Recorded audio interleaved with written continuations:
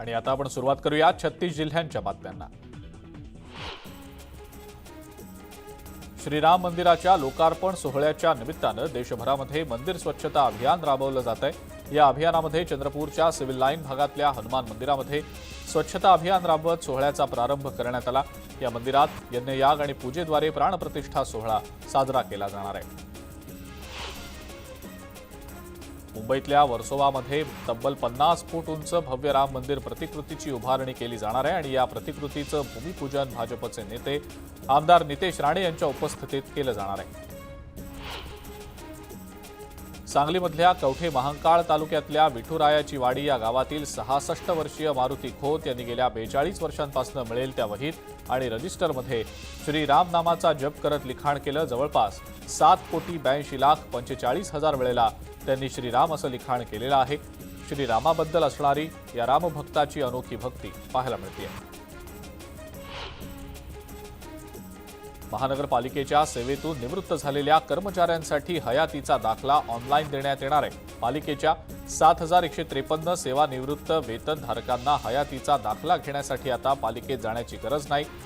PCMC जीवन प्रमाण या app मार्फत नोंदणी केल्यानंतर कर्मचाऱ्यांना हयातीचा दाखला मिळणार आहे।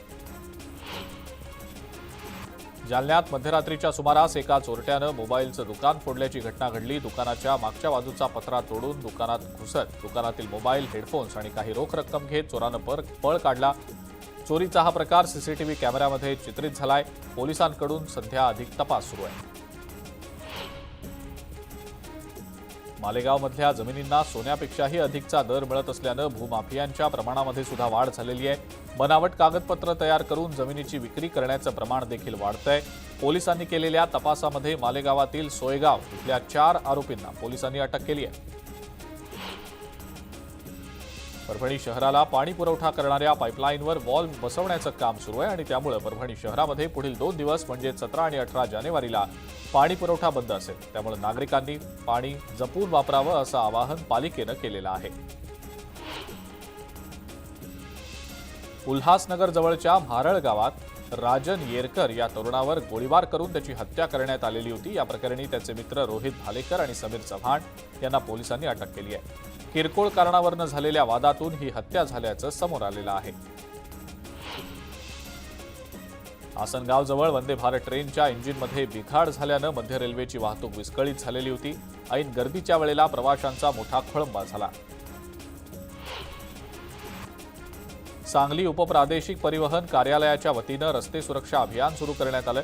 सूचनांचं पालन करा आणि स्वतःला रस्ते अपघातापासून सुरक्षित ठेवा यासाठी जनजागृती करण्यात आली। 10 वर्षांमध्ये एकही पत्रकार परिषद न घेणाऱ्या पंतप्रधान मोदींनी खुली पत्रकार परिषद घेण्याची हिंमत दाखवावी असं आव्हान संजय राऊतांनी दिलं। आज उद्धव ठाकरेंची महापत्रकार परिषद होतीये। नार्वेकरांच्या निर्णयानंतर आम्ही प्रश्नांना सामोरं जातोय। देशातल्या कोणत्याही पत्रकारानं यावं आणि प्रश्न विचारावं असंही त्यांनी म्हटलंय। सध्या 4 शंकराचार्य आणि एक नवपीठ तयार झालंय। त्याचं नाव बीजेपी पीठ आहे अशी टीका संजय राऊतांनी केलेली आहे। मोदी जे करतील तेच होतंय। मंदिर वही बनाएंगे असा नारा दिला, पण आम्ही पाडलं कुठे होतं आणि मंदिर बनतंय कुठे हे जाऊन पहा, मग तुम्हाला कळेल असंही राऊतांनी टीका करत म्हटलंय। अहोरात्र कष्ट करून सार्वजनिक आरोग्य व्यवस्था तोलून धरणाऱ्या अंगणवाडी भगिनी आपल्या मागण्यांसाठी आंदोलन करतायत, पण सरकार त्यांच्याकडे लक्ष देत नाहीये। तर दुसरीकडे दाओसच्या सहलीसाठी कोट्यवधींची उधळपट्टी होतीये अशा शब्दात खासदार सुप्रिया सुळेंनी दाओस दौऱ्यावर टीका केलेली आहे। मनोज जरांगेंच्या मुंबईतल्या आंदोलनाच्या विरोधात गुणरत्न सदावर्ते यांनी आता हायकोर्टात याचिका दाखल केलेली आहे। या याचिकेवर 22 जानेवारीला सुनावणी घेण्याचं हायकोर्टानं निश्चित केलंय। जरांगेंच्या आंदोलनाला परवानगी नाकारण्याची मागणी सदावर्तेंनी याचिकेद्वारे केलेली आहे। सिंधुदुर्ग जिल्ह्यामध्ये 3 कॅबिनेट मंत्री आणि 1 केंद्रीय मंत्री असताना सुद्धा रस्त्यांची विकास कामं होत नाहीयेत। इथले मंत्री स्वतःच्या खाजगी कॉलेजकडे जाणाऱ्या रस्त्यांसाठी 5 कोटींचा निधी मंजूर करून घेतात, मात्र सामान्यांसाठी असणाऱ्या रस्त्याच्या कामाकडे दुर्लक्ष केलं जातं अशी अप्रत्यक्ष टीका वैभव नाईक यांनी नारायण राणेंवर केलेली आहे। राज्यामध्ये 1.5 वर्षांआधी जी महायुती झाली त्याच्या 2 वर्षाआधी गोंदिया भाजप आणि राष्ट्रवादीची युती झालेली होती। प्रफुल्ल पटेल यांच्यामुळे ही युती झालेली होती आणि आताही त्यांच्यामुळेच ही महायुती झाल्याचा गौप्यस्फोट माजी मंत्री परिणय फुके यांनी केला आहे. मला याची आधीपासूनच कल्पना असल्याचंही ते म्हणाले. बुधवारी चिपळूणमध्ये कोकणातील मराठा समाजाचा भव्य मेळावा पार पडेल. मराठा म्हणूनच आरक्षण द्या या प्रमुख मागणीसह इतर काही मागण्या घेत हा मेळावा आयोजित करण्यात आलेला आहे. सरसकट कुणबी प्रमाणपत्र देण्याच्या जरांगींच्या मागणीला कोकणातल्या मराठा समाजानं विरोध केलाय. छत्रपती संभाजीनगरमधल्या पैठणमध्ये दुर्गंधीयुक्त पाणी पुरवठा होत असल्यानं नागरिकांच्या आरोग्याचा प्रश्न आता ऐरणीवर आलेला आहे. नगरपालिका प्रशासनाचं याकडे दुर्लक्ष होत आहे. नागरिक संताप व्यक्त करत आहेत. बीडच्या पाटोदामधल्या धनगर जवळका इथल्या कुटेवाडी तलावातनं अवैधरित्या पाणी उपसा सुरूच आहे. जिल्हाधिकाऱ्यांनी आदेश देऊन सुद्धा त्यांच्या आदेशाला केराची टोपली दाखवण्यात आलेली आहे. त्यामुळे आता उन्हाळ्यात पाणी टंचाईची समस्या निर्माण होणार आहे. अमळनेर तालुक्यातल्या खडके या गावी जाणारी एसटी बस अमळनेर आगारानं अचानक बंद केल्यानं विद्यार्थ्यांचे मोठे हाल होत आहे. पायपीट करत घरी जाण्यासाठी अंधार पडत असल्यानं विद्यार्थ्यांच्या सुरक्षेचा प्रश्न आता ऐरणीवर आलेला आहे.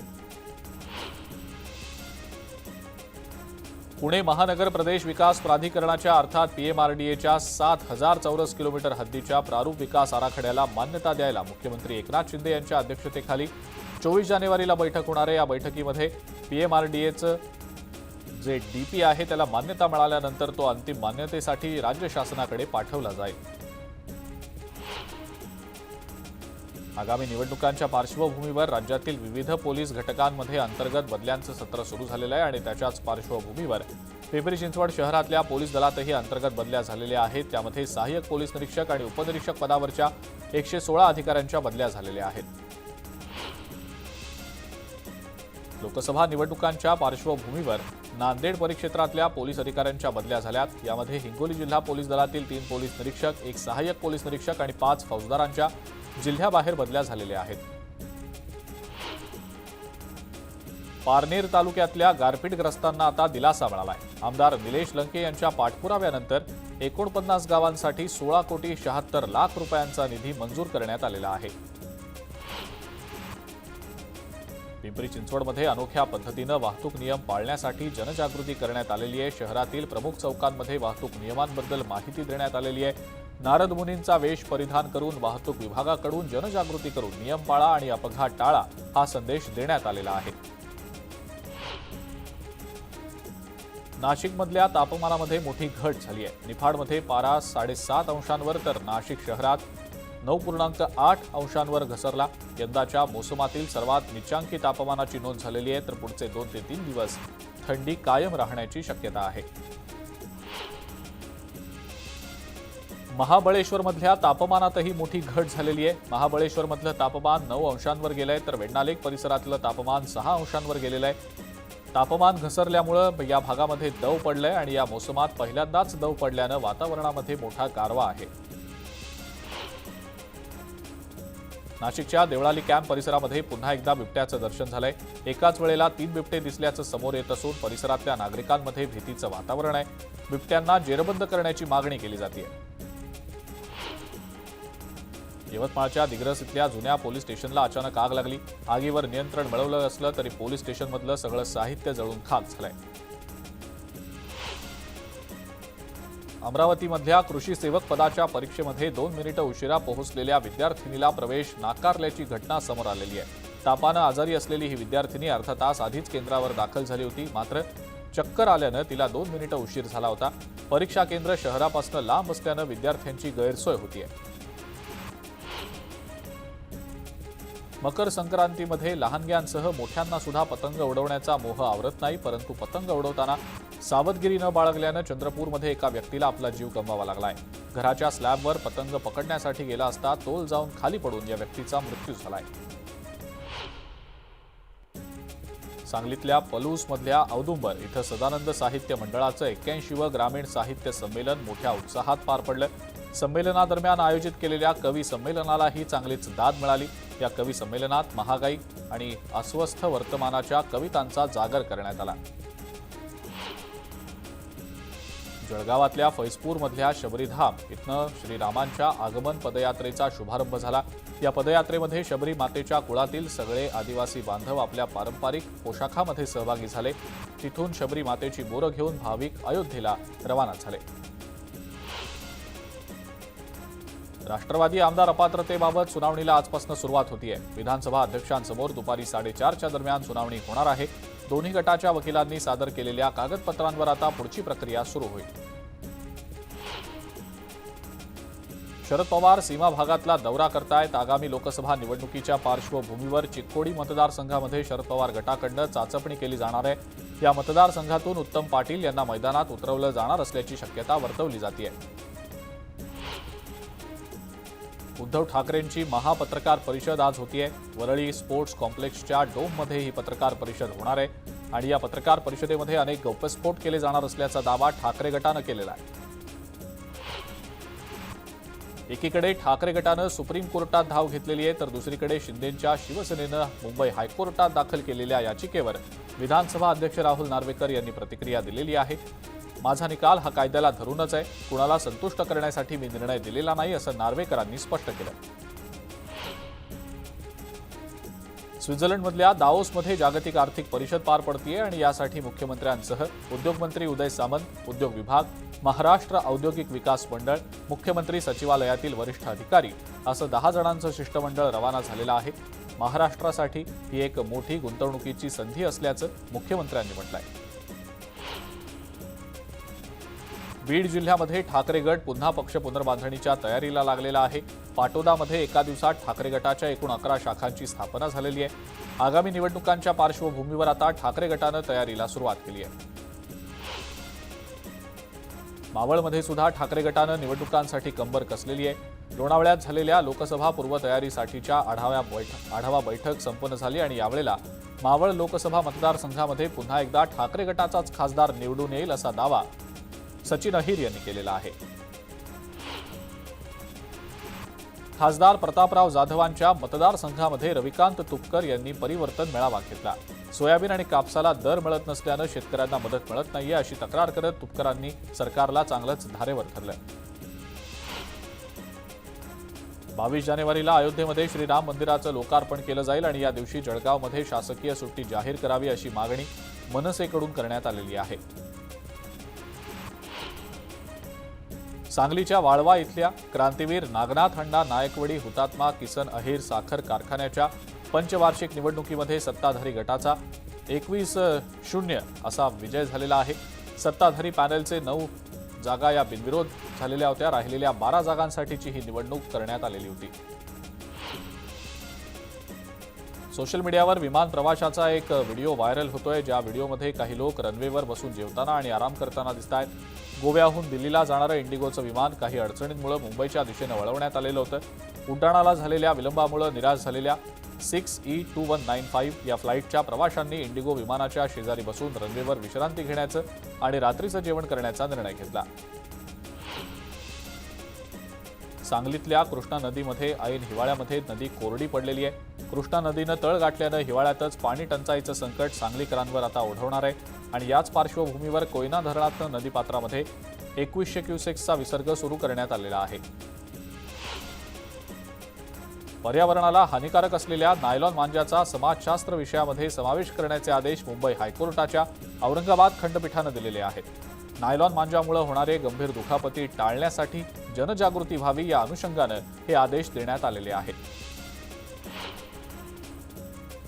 उल्हासनगरमध्ये एका अल्पवयीन तरुणावर 15 ते 20 जणांच्या टोळक्यानं हल्ला केल्याची धक्कादायक घटना घडलेली आहे। पूर्ववैमनस्यातनं हा हल्ला झाल्याचा अंदाज आहे। जखमी तरुणावर सध्या उपचार सुरू आहेत। घटस्फोट देत नसल्याच्या रागातून पतीनं पत्नीची हत्या करून तिचा मृतदेह वाईच्या दरीत फेकलेला आहे। हत्या करणाऱ्या पतीला पोलिसांनी अटक केलेली आहे। पत्नीच्या हत्येनंतर त्यानं पोलिसांकडे पत्नी बेपत्ता झाल्याची तक्रार नोंदवलेली होती आणि त्यानंतरच्या तपासादरम्यान या पतीचं बिंग फुटलं। अकोल्यामध्ये चायनीज मांजामुळे एका व्यक्तीचा गळा चिरला गेलाय। यामध्ये या गंभीर जखमी व्यक्तीवर आता जिल्हा रुग्णालयात उपचार सुरू आहेत। नायलॉन मांजावर बंदी घालण्याची मागणी केली जाते। गोंदियातल्या चिंचगड कोट जंबोरा मार्गावर नवेगावजवळ पट्टेदार वाघाचं दर्शन झालं. जंगलाजवळच्या रस्त्यावर वाघाचा मुक्त संचार पाहायला मिळाल्यानं परिसरातल्या नागरिकांमध्ये आता दहशतीचं वातावरण आहे. नांदगावच्या साकोरा इथं पाण्याच्या शोधात असलेल्या 2 उदमांजरी 60 फूट विहिरीत पडल्या होत्या. हा प्रकार शेतकऱ्याच्या लक्षात आल्यानंतर त्यानं इतर ग्रामस्थांच्या मदतीनं या 2 उदमांजरींना बाहेर काढत जीवदान दिलं. गेल्या वर्षी कापसाला प्रति क्विंटल 8,500 रुपयांचा दर मिळालेला होता. मात्र यंदा 6,700 रुपये प्रति क्विंटल इतकाच दर मिळालाय. त्यामुळे पांढऱ्या सोन्याच्या दरामध्ये तब्बल 1,800 रुपयांची तूट झालेली आहे. कापसाचं उत्पादन यंदा कमी आल्यानं दरांमध्ये सुद्धा घट झालेली आहे. बीडमधल्या छत्रपती शिवाजी महाराज कृषी उत्पन्न बाजार समितीमधील रेशीम कोष खरेदी केंद्राला चांगलाच प्रतिसाद मिळतोय. जुलै ते डिसेंबर या कालावधीमध्ये 6 लाख किलो रेशीम कोषाची खरेदी झालेली आहे. शेतकऱ्यांना जवळपास 28 कोटी रुपयांचं वाटपही करण्यात आलेलं आहे. अमरावतीमध्ये अंगणवाडी सेविका आणि मदतनीस यांचं जिल्हाधिकारी कार्यालयाबाहेर साखळी उपोषण सुरू आहे. अंगणवाडी सेविका आणि मदतनीस यांना मानधन वाढ यासोबतच ग्रॅच्युटी लागू करण्याची मागणी केली जाते. मागण्या मान्य न झाल्यास मतदानावर बहिष्कार टाकण्याचा इशारा अंगणवाडी सेविकांनी दिलेला आहे. राज्यातल्या शेतकऱ्यांची ई-केवायसी करण्यासाठी 15 जानेवारी 2024 ची डेडलाईन दिलेली होती. मात्र आतापर्यंत तब्बल 4 लाख शेतकऱ्यांची ई-केवायसी करायची अद्यापही शिल्लक आहे. त्यामुळे केवायसी नसल्यास 4 लाख शेतकऱ्यांना निधी मिळणं कठीण आहे.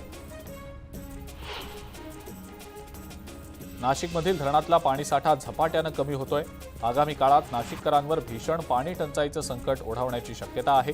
सध्या 7 तालुक्यातील 380 गावं, वाड्या आणि वस्त्यांवर 116 टँकर्सच्या माध्यमातून पाणी पुरवठा केला जातोय.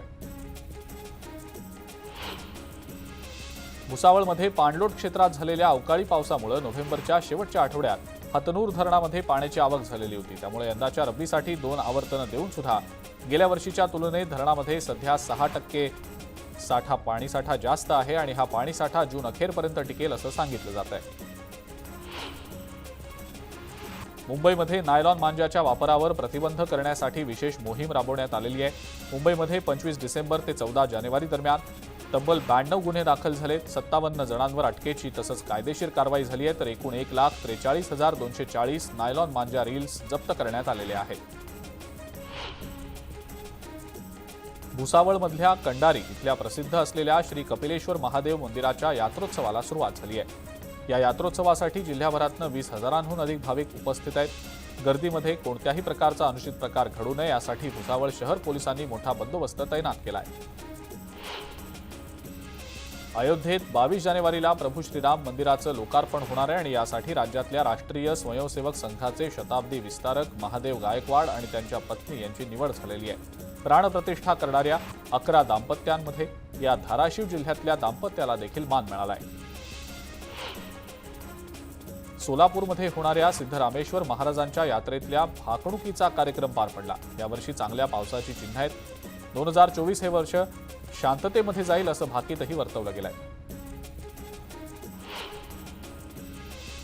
उत्तर महाराष्ट्रामध्ये थंडी वाढलेली आहे. पारा 10 अंशांच्या खाली आलेला आहे. हंगामातील राज्यातल्या सर्वात कमी तापमानाची निफाड इथं नोंद झालेली आहे. निफाडमधल्या गहू संशोधन केंद्रामध्ये यंदाच्या हंगामातील निचांकी 6.5 अंश सेल्सिअस तापमानाची नोंद झाली. तसंच खानदेशमधल्या धुळ्यात 7.5 अंश आणि जळगावात जवळपास 10 अंश सेल्सिअस अशा निचांकी तापमानाची नोंद झालेली आहे. कडाक्याच्या थंडीनं निफाड परिसर गारठून गेलाय. सध्या सकाळी थंडी आणि दुपारी कडक ऊन अशी स्थिती आहे. थंडीपासून बचाव करण्यासाठी शेकोट्या पेटू लागलेल्या आहेत. सध्याची थंडी कांदा आणि गहू पिकाला पोषक ठरणार आहे. दाट धुक्यामुळे अनेक मेल एक्सप्रेस गाड्यांना फटका बसलाय. तसंच मेल एक्सप्रेस गाड्या आपल्या निर्धारित वेळेपेक्षा उशिरानं धावत असल्यानं त्याचा परिणाम उपनगरीय लोकल सेवांवर सुद्धा दिसून येतोय. दाट धुकं असल्यानं मेल एक्सप्रेस गाड्यांच्या लोको पायलट्सना रूळ आणि सिग्नल दिसण्यास अडचणी येतात. दृश्यमानता कमी झाल्यानं खबरदारीचा उपाय म्हणून मेल एक्सप्रेस आणि लोकलचा वेग कमी करण्याच्या सूचना रेल्वे प्रशासनानं दिलेल्या आहेत. घाऊक क्षेत्रातील महागाईचा दर वाढून 0.73% झालाय. विशेषतः भाज्या आणि डाळींच्या किमतीमध्ये वाढ झाल्यामुळे महागाई आता वाढलेली आहे. घाऊक किंमत निर्देशांकावर आधारित महागाईचा दर एप्रिल ते ऑक्टोबर या काळामध्ये सातत्यानं 0च्या खाली होता. नोव्हेंबरमध्ये तो 0.26% झालेला होता. गेल्या वर्षीपासून कापूस उत्पादकांवर आलेली संक्रांत यंदाही कायम आहे. कापसाचे दर आता हमी भावापेक्षाही 400 रुपयांनी खाली आलेत. कापसाचे दर 6,500 ते 6,700 रुपयांवर आल्यामुळे कापूस उत्पादक शेतकऱ्यांसमोर संकट उभं ठाकलंय. दरवाढीच्या अपेक्षेनं शेतकऱ्यांनी आपला माल विक्रीसाठी आणलेला नव्हता. मात्र कापसाचा दर दिवसेंदिवस घसरत असल्यानं शेतकरी आर्थिक अडचणीत सापडले. अहमदनगरमधल्या कृषी उत्पन्न बाजार समितीमध्ये पंधरवड्यापासून कांद्याची विक्रमी आवक सुरूच आहे. सोमवारच्या लिलावातही 1,02,000 गुण्यांची आवक झाली. प्रति क्विंटलला 2100 रुपयापर्यंतचा दर मिळतोय. कांद्याला दर कमी असताना सुद्धा आवक मात्र वाढतीये. राज्यातल्या शेतकऱ्यांची ई-केवायसी करण्यासाठी 15 जानेवारी 2024 ची डेडलाईन होती. मात्र आतापर्यंत तब्बल 4 लाख शेतकऱ्यांची ई-केवायसी अद्यापही बाकी आहे. त्यामुळे केवायसी नसल्यास 4 लाख शेतकऱ्यांना निधी मिळणं कठीण आहे. त्यामुळे पंतप्रधान शेतकरी सन्मान निधी योजनेचा लाभ घेण्यास अडचणी येत आहेत. कोकणातल्या रत्नागिरी आणि सिंधुदुर्ग जिल्ह्यातल्या 80 गावांमध्ये आतापर्यंत सुमारे 1000 कातळ शिल्पं आढळलेली आहेत. त्यांचा अभ्यासही सुरू आहे. या कातळ शिल्पांचा युनेस्कोच्या जागतिक वारसा शिल्पांमध्ये समावेश करण्यासाठी राज्याच्या पुरातन वस्तू संग्रहालयाचे प्रयत्न सुरू आहेत. युनेस्कोच्या यादीमध्ये या कातळ शिल्पांचा समावेश झाल्यास कोकणातील कातळ शिल्प जगाच्या पर्यटनाच्या नकाशावर जाणार आहेत. आणि या सगळ्या महत्त्वाच्या बातम्यांसोबतच 36 जिल्ह्यांच्या बातम्यांमध्ये आता वेळ झाली आहे इथंच थांबण्याची. ताज्या बातम्या आणि अपडेट्ससाठी बघत राहा फक्त न्यूज 18 लोकमत.